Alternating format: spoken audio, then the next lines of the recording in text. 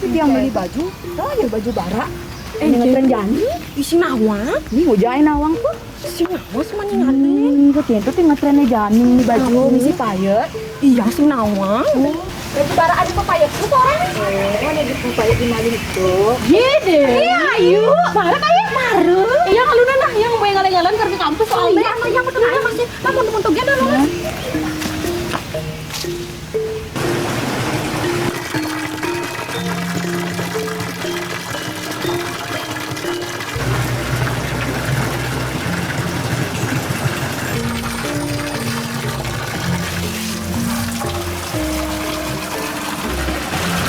Nih, jadi orang nulungin lah.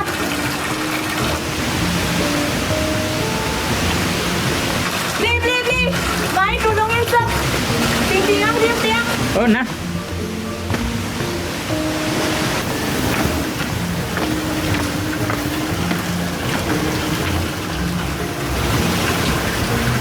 Oke, man. Jangan bersikap. Bukan rumah. Rokok. Badri. Bangun. Ini. Makasih nah, Blina. Nah. Yang malunan.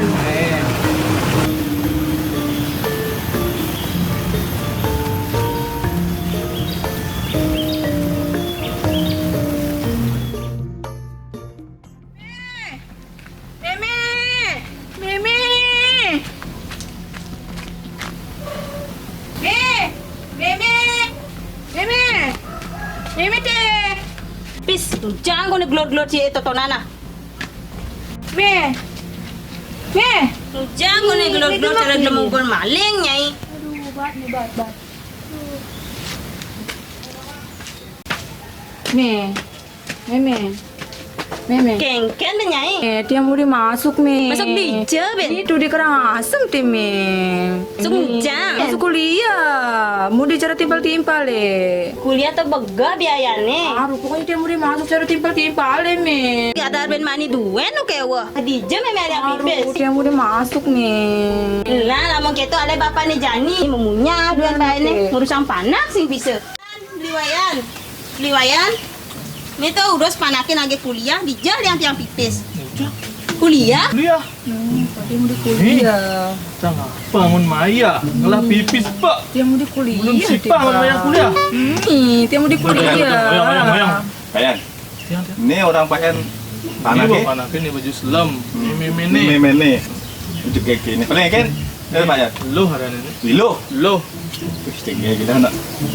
Nya anten lo, bertanya namanya bapak lo. Nganten. Meme jodoh. Cenik saja panak kami. Ini bapaknya masih tuakan ngidang urusan panak masuk singidang. Cangking-kinang kuliah apa mon Maya? Ya. Tuh kengken beli tuang saya ngidang ngaya kuliah singidang. Ini 5.000. Kirangan dia malu munyan yang ya. Kengken deh. Wayang lah panak abesek pubun nu cerik cara Jani sebuah kesempatan wayane makalen panak. Tuh lah karang ono bekal sekayang-kayang kuliahang benak kecerek ya.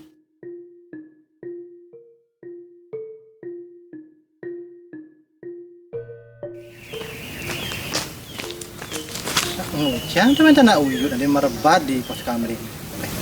Jangan. Payan, intene. Jadi kalau Bang Payan. Om Swastiastu. Ya. Swastiastu. Swastiastu. Kenapa ini ki pirang tiang saking bedor nih ke jag merebat rasanya Riki dan api nih ki. Ini panakin lagi kuliah padahal singgunglah biaya. Iya, baci pun kali ini kok Pak, tapi makin tan perlu Bapak malah khawatir. Titian niki mahasiswa Bang orang sami niki. Kebetulan ring STKIP Agama Hindu Amlapura ini ki wenten program beasiswa. Nah, saya percaya tuh. Iya, kampurang ada mungkin tan. Oke, makin Bang Bapak-bapak sarang sami percaya niki. Kita mau dua video. Video ini kilang wawancara langsung dengan Ketua STKIP Agama Hindu Amlapura. Makin iki ngiring cingakin sarang-sarang. Niki. Ini.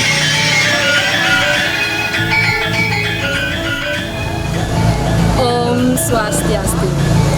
Saat ini saya sudah berada di kampus STKIP Agama Hindu Amlapura. Untuk lebih jelasnya, mari ikuti saya.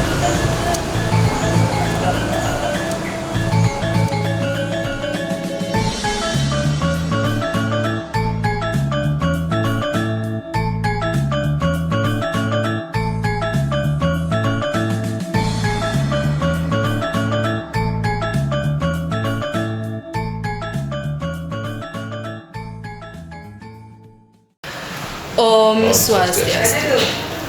Saat ini saya sudah bersama Bapak DRS Iwayan Dwija MPD, Ketua STKIP Agama Hindu Amlapura. Saya ingin sedikit berbincang-bincang dengan Bapak. Baik.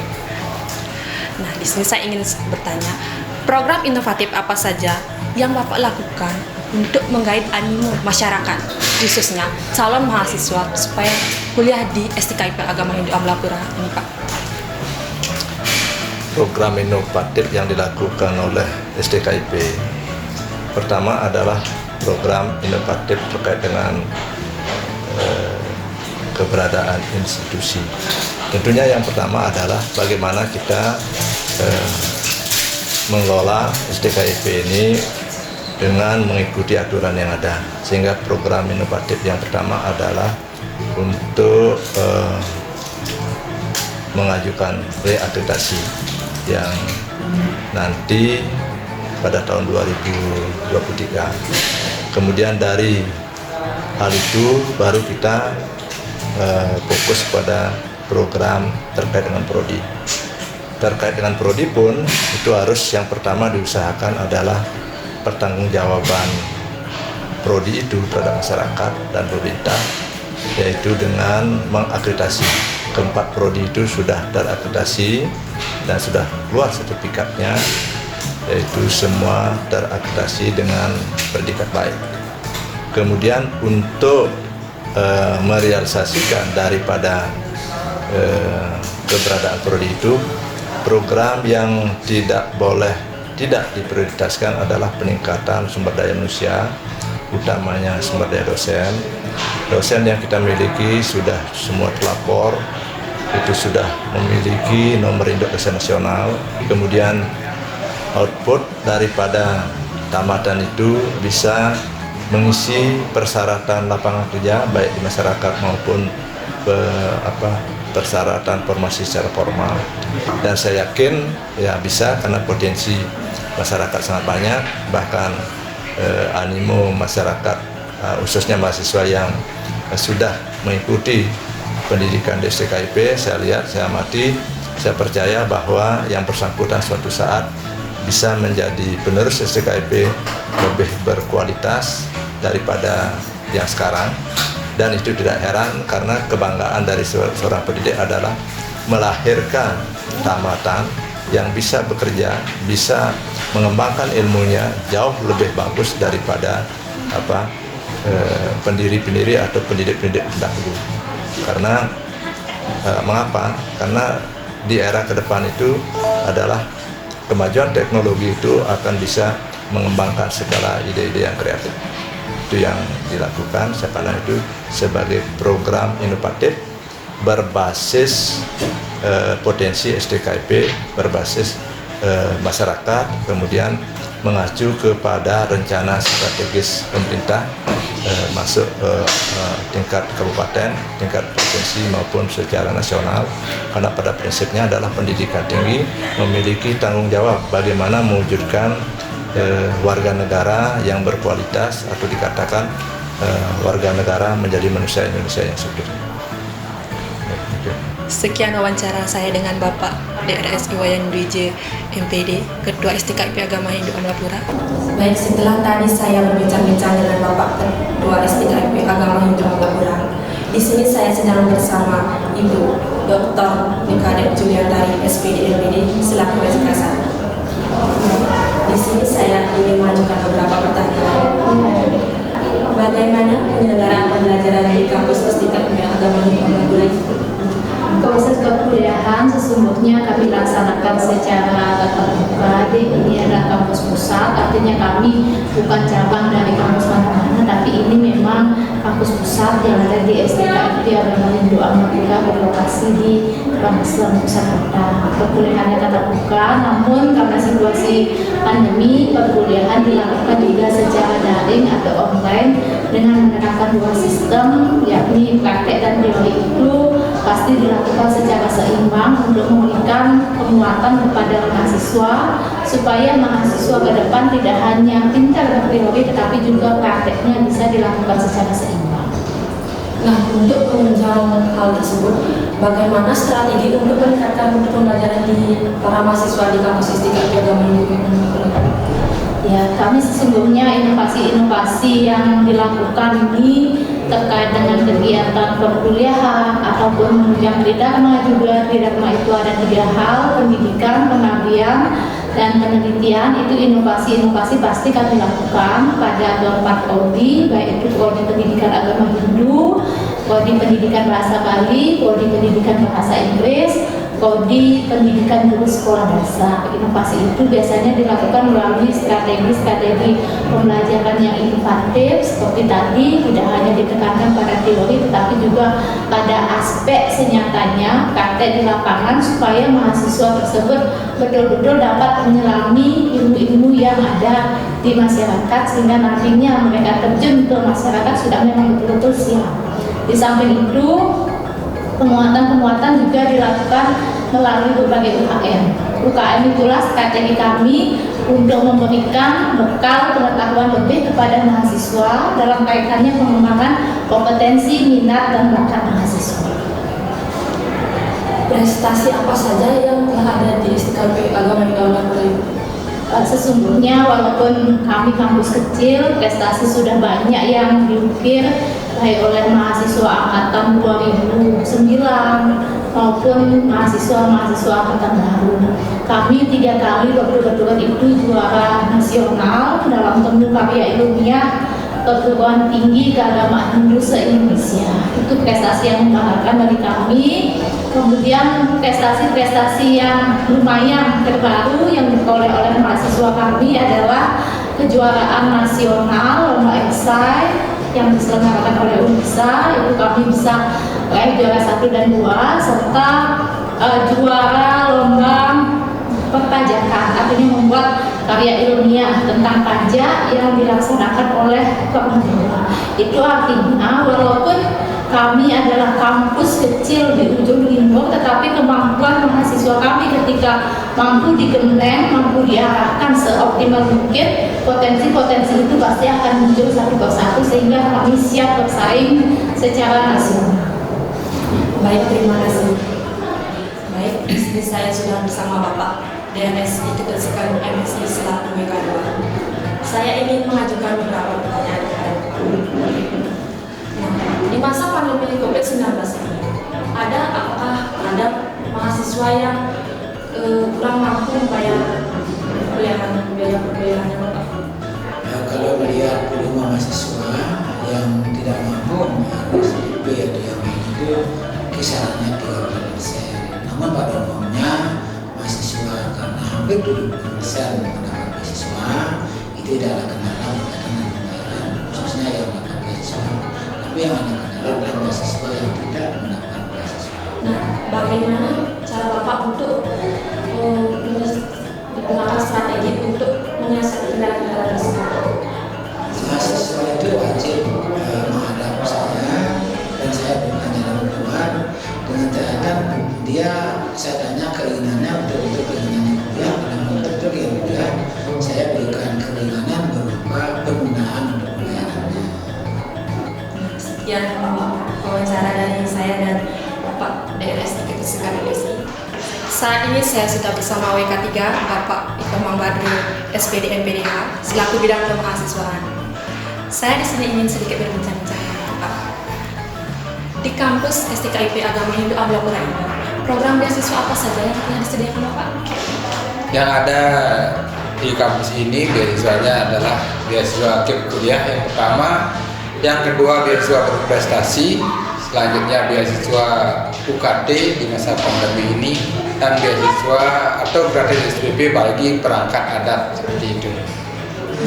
Syarat-syarat yang dilakukan mahasiswa untuk mendapat beasiswa tersebut apa, Pak? Untuk beasiswa KIP kuliah, syarat utamanya adalah memiliki KIP atau KIP. Bisa seandainya tidak memiliki KIP, bisa kartu yang lain seperti KKS atau sudah terdaftar di DTKS Kementerian Sosial. Untuk beasiswa berprestasi, syarat utamanya harus memiliki prestasi dan IPK yang tinggi. Untuk beasiswa UKT, syarat utamanya ada surat keterangan bahwa yang bersangkutan terdampak pandemi COVID-19. Untuk gratis SPP bagi perangkat adat ada surat keterangan dari Bendesi Adat bahwa yang bersangkutan memang benar menjadi perangkat adat atau prajuru adat di desanya. Untuk mendapat beasiswa tersebut pastikan Bapak diberikan pertimbangan tersebut. Pertimbangan apa saja yang Bapak lakukan untuk memberikan beasiswa tersebut? Jadi pertimbangan utamanya adalah syarat yang tadi, ketentuan yang dimiliki. Jadi itu syarat utamanya. Syarat selanjutnya kebetulan di tahun ini termasuk tahun lalu kuota beasiswa di sini sangat besar, jadi tidak terlalu sulit untuk pertimbangan untuk memberikan beasiswa. Jadi asal memenuhi syarat secara hukum sesuai dengan aturan yang ada, pasti kita akan luluskan seperti itu. Baik, sekian wawancara saya dengan Bapak Ikonon Badre, SPD MPDH. Baik, saat ini saya sudah bersama Bapak Iketut Dani Budiantara, SPD MSI, Kaprodi Pendidikan Agama Hindu, STKIP Agama Hindu Amlapura. Bapak, di sini saya ingin sedikit bertanya dengan Bapak, kapan berdirinya program studi agama Hindu? Program studi pendidikan agama Hindu berdiri sejak awal berdirinya STKIP Agama Hindu yang diawali bernama dengan Abgah, yaitu pada tahun 1984. Sedangkan STKIP ini berdiri, ada Abgah dirubah menjadi STKIP pada tahun 1985. Jadi karena pada saat itu kita punya satu prodi, hanya prodi pendidikan agama Hindu. Jadi itulah awal mula berdirinya prodi agama Hindu. Untuk profil kelulusannya bagaimana Pak? Kalau profil kelulusan dari program studi pendidikan agama Hindu, kita punya 3 profil. Yang pertama adalah sebagai guru pendidikan agama di sekolah formal dan pesantren, yang kedua sebagai peneliti, dan yang ketiga sebagai pengelola administrasi kependidikan. Itu. Baik Bapak, terima kasih. Sekian wawancara saya dengan Bapak Iketut Dani Budiantara, SPD MSI. Saat ini saya sudah bersama Bapak Iwayan Jatiasi, Kaprodi Pendidikan Bahasa Bali di STKIP Agama Hindu Amlapura. Saya ingin sedikit berbincang-bincang dengan Bapak. Apakah peluang kerja berpengaruh terhadap jumlah peminat bahasa Bali? Baik, terima kasih. Jadi pertama memang kita tidak bisa pungkiri bahwa untuk alumnus sendiri peluang kerja pasti berpengaruh terhadap jumlah peminat untuk semua jurusan program studi di perguruan tinggi, tidak hanya di program studi pendidikan bahasa Bali. Dan namun kalau kita melihat bahwa calon mahasiswa dia berorientasi pada dunia kerja yang tidak memprioritaskan pada tenaga pendidik sebagai guru bahasa Bali, mereka akan berpikir bahwa program studi pendidikan bahasa Bali bisa menjadi salah satu pilihan yang pas bagi mereka. Karena apa? Karena program studi pendidikan bahasa Bali memiliki 3 profil lulusan. Pertama, sebagai tenaga pendidik atau pengajar, jadi mereka akan menjadi guru. Nah, jadi guru yang dimaksud di sini bisa sebagai pegawai negeri sipil, tapi juga sebagai tutor untuk di pendidikan seperti paket A, B, C itu sederajat. Kemudian yang kedua bisa sebagai penyuluh bahasa Bali, di mana mereka memungkinkan untuk bisa terjun sekaligus sebagai pendidik dan juga sebagai pembina pendidikan bahasa sastra Bali di masyarakat. Nah, sedangkan yang kedua yaitu profil lulusan prodi pendidikan bahasa Bali adalah sebagai peneliti. Nah, peneliti dimaksudnya di sini adalah bahwa nanti alumnus lebih banyak berorientasi pada sastra. Jadi pertanyaannya ya tadi, apakah berpengaruh? Tentu berpengaruh, tetapi tidaklah serta-merta pekerjaan menjadi pengaruh yang besar bagi peminat calon mahasiswa baru di program pendidikan bahasa Bali. Demikian mungkin ya. Baik Bapak, terima kasih atas waktunya dan informasinya juga. Sekian wawancara dari saya dengan Bapak Ibu.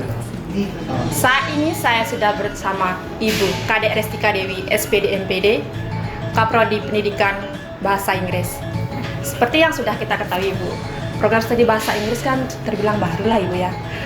Apakah program studi bahasa Inggris sudah terakreditasi Ibu? Ya baik, saya ceritakan dulu ya perjalanan prodi bahasa Inggris ya. Jadi program studi bahasa Inggris ini lahir sudah 3 tahun yang lalu, yaitu tepatnya pada tanggal 2 Mei tahun 2018. Jadi kami sekarang ini sudah berusia 3 tahun. Dan per bulan Oktober tahun 2020 kami sudah terakreditasi baik dari BAN PT. Jadi nanti tolong disampaikan ke teman-temannya di luar situ ya bahwa kami prodi bahasa Inggris sudah terakreditasi. Baik Ibu. Bagaimana tentang profil kelulusannya Ibu? Ya untuk kelulusannya, jadi ada 4 profil kelulusan di program studi bahasa Inggris. Yang pertama itu menjadi guru bahasa Inggris di sekolah, bisa di SMP, SMA atau SMK. Yang kedua jadi peneliti bahasa Inggris. Jadi peneliti ya, boleh di bahasa Inggris, boleh di bahasa secara umum ya. Yang ketiga jadi sastrawan, bisa menjadi penulis cerpen atau menulis buku atau bisa nulis puisi nanti ya. Dan yang terakhir yaitu menjadi pelaku pariwisata. Jadi ada 4 ya. Jadi kalau nanti masuk ke prodi pendidikan bahasa Inggris, keluarnya tidak hanya bisa menjadi guru, tapi ada 4 pilihan yang sudah tadi saya sebutkan. Program inovatif apa saja yang Ibu lakukan untuk menarik mahasiswa baru? Ya, jadi untuk menarik mahasiswa baru banyak hal sesungguhnya kita lakukan ya. Sekarang ini kan lagi pandemi, terus lagi trendingnya hal-hal yang berbau online ya. Jadi hal-hal semacam kami lakukan promosi itu dengan online, dengan membuat video kreatif untuk menarik minat mahasiswa baru, terus menggunakan poster atau pamflet secara online dengan menggunakan fasilitas Instagram, Facebook, ataupun YouTube ataupun WA. Jadi semua komponen bergerak, tidak hanya kami dari prodi tapi juga mahasiswa kami. Baik, saat ini saya sudah bersama Ibu Nikedot Erna Mulyastrini, SPD MPD, Kaprodi Pendidikan Guru Sekolah Dasar di STKIP Agama Hindu Amlapura. Baik Ibu, saya ingin sedikit berbincang-bincang dengan Ibu. Seperti yang kita sudah ketahui bahwa Prodi Pendidikan Guru Sekolah Dasar ini kan baru-baru ini muncul. Apakah sudah terakreditasi?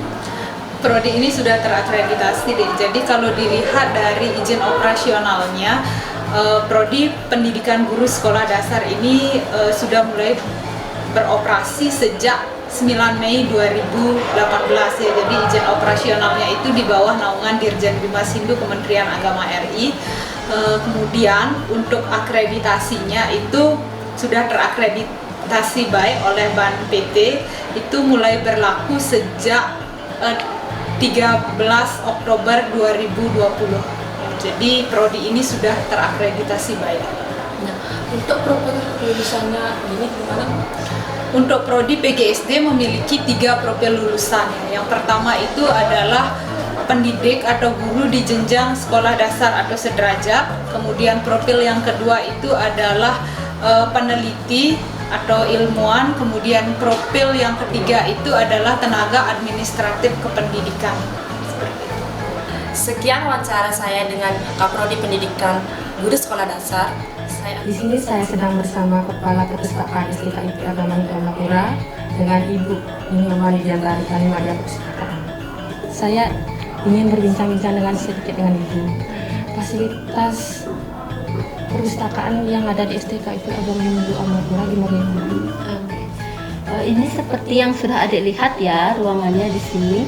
Ruangannya sudah luas. Terdapat juga meja baca, kemudian koleksi-koleksi buku di perpustakaan termasuk sudah lengkap. Dan juga selain itu di perpustakaan disediakan wifi khusus di perpustakaan, sehingga mahasiswa yang datang ke perpustakaan bisa mengakses wifi secara bebas.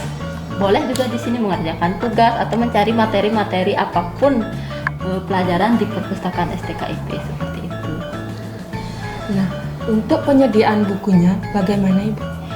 Bukunya di sini biasanya selain dari sumbangan-sumbangan dari universitas lain ataupun dari Kementerian Agama, kita juga mengadakan pembelian Selain itu juga setiap mahasiswa yang tamat itu diharuskan menyumbang buku sebagai persyaratan kelulusan seperti itu. Baik, terima kasih Bu atas waktunya. Selain ke-6 UKM tadi, masih ada UKM lain. Di antaranya UKM Futsal.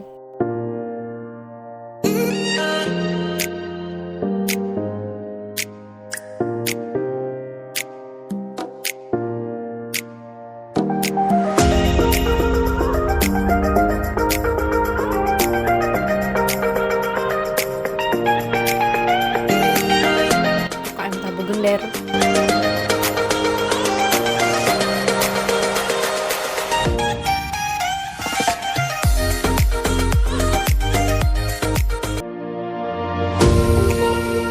UKM Drama Tari.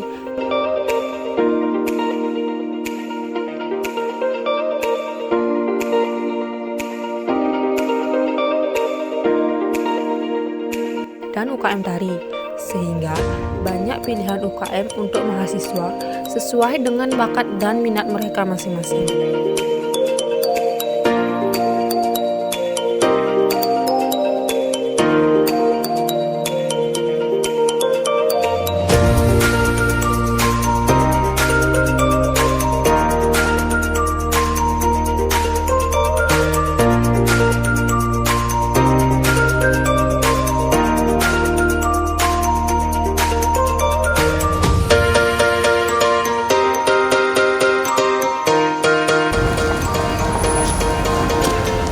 Sekian wawancara saya tadi terkait dengan kampus STKIP Agama Hindu Amlapura.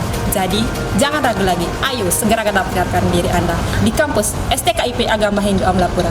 Sekian dan terima kasih. Om Santi Santi Santi.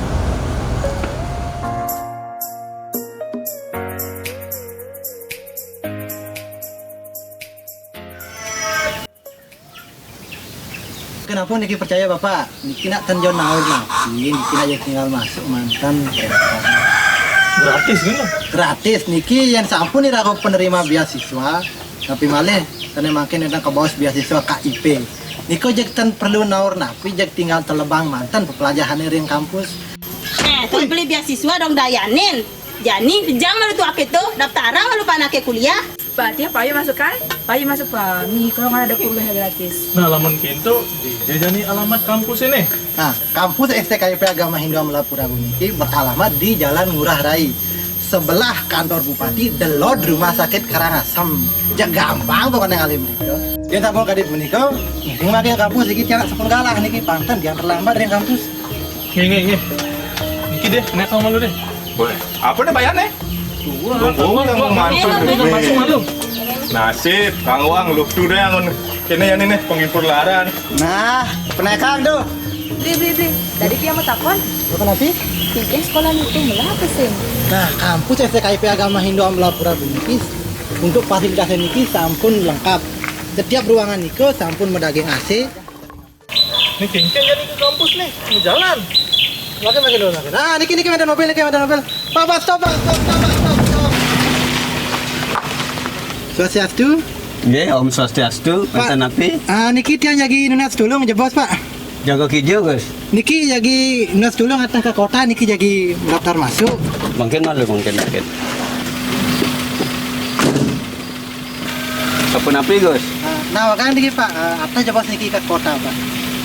Beh, kengkenang tiang niki, Pak. Ampun jam niki, ampun menjanji. Nunas tulung bisa niki nawagang, bisa niki nak jagi daftar kuliah, Pak, ke kampus niki nunas tulung kejadian niki. Wantu jebos niki meton tiang. Nawang jo kampus niki, Gus. Niki nak jagi daftar kuliah ring kampus STKIP Agama Hindu Amlapura niki ring Jalan Ngurah Rai. Niki megena samping kantor bupatinya saja niki, Pak. Delod Rumah Sakit RSUD Karangasem niki. Nampak ada kerja niki. Nggih, kebetulan masih tiangkar ketingan niki ngejo, nggih makin tiang mereka makin. Nah, oh ya, si Adi ya, nek niki nak sampun nih Bapak kian timbangan, makin rari sarangi Bapak, ya niki nak jadi waktu sepeda ke kampus sepeda motor.